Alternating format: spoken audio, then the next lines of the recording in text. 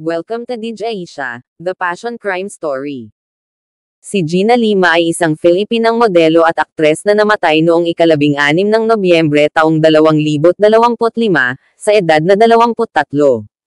Siya ay kilala sa kanyang trabaho bilang isang Vivamax model at artista, at may malaking presensya sa social media, na may mahigit sa 1.4 milyong tagasunod sa TikTok, 410,000 sa Facebook, at 180,000 sa Instagram.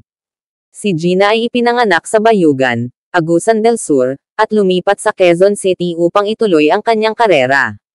Siya ay nag-aral sa San Jose High School sa Mauban, Quezon, at nagpatuloy sa STI College Santa Mesa. Ang kanyang pagkamatay ay naging sanhi ng pag-aalala sa publiko, lalo na matapos ang pagkamatay ng kanyang ex-boyfriend na si Ivan Cesar Ranquillo, na natagpo ang patay sa kanyang tahanan ilang araw pagkatapos ng pagkamatay ni Gina. Ang investigasyon ay nagpapatuloy upang matukoy ang sanhi ng kanilang pagkamatay.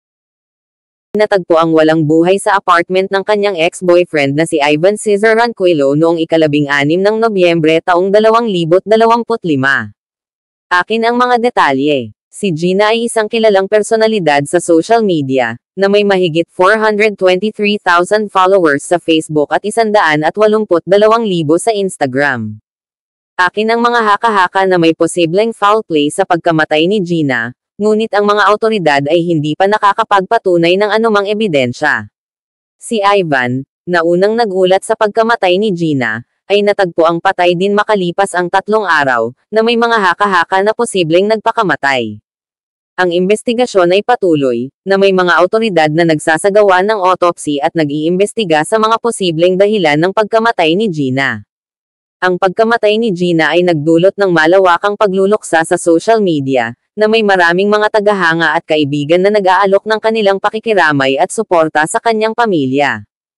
Si Ivan Cesar Ranquillo ay ang ex-boyfriend ni Gina Lima. Siya ay isang Filipino model at influencer na naglikha ng lifestyle, fashion, at fitness-related content sa social media. Naghiwalay sina Ivan at Gina 3 taon bago siya namatay, pero nagbalikan sila. Natagpuan si Ivan na patay makatapos lang ng 3 araw ng pagkamatay ni Gina, at ayon sa investigasyon, maaaring nagpakamatay siya dahil sa online harassment at kalungkutan sa pagkamatay ni Gina. Ang pagkamatay ni Ivan Cesar Ranquillo, ang ex-boyfriend ng Filipina influencer na si Gina Lima, ay isang malungkot na pangyayari na nagpapatuloy pa rin ang investigasyon. Katatapos lamang ng 3 araw matapos mamatay si Gina, natagpuan si Ivan na walang buhay sa hagdanan ng kanyang tahanan sa Quezon City noong ika-19 ng Nobyembre taong 2025. Ayon sa ulat, si Ivan ay dinala sa Quezon City General Hospital kung saan siya ay idineklarang patay. Ang pulisya ay nag-iimbestiga sa posibilidad ng pagpapakamatay ni Ivan, ngunit wala pang opisyal na pahayag ang ibinigay. Bago ang kanyang pagkamatay, nag-post si Ivan sa Facebook ng mga tribute kay Gina, na nagpapakita ng kanyang pagmamahal at pagdedikasyon sa kanyang dating kasintahan. Ang mga post na ito ay nagpapatunay na si Ivan ay labis na naapektuhan ng pagkamatay ni Gina. Ang mga kaibigan at pamilya ni Gina ay nagpahayag ng kanilang pag-aalala sa posibilidad na ang online harassment ay nag-contribute sa pagkamatay ni Ivan. Ang pulisya ay nag-iimbestiga sa mga alegasyon ng online abuse at ang posibilidad na ito ay may kaugnayan sa pagkamatay ni Ivan.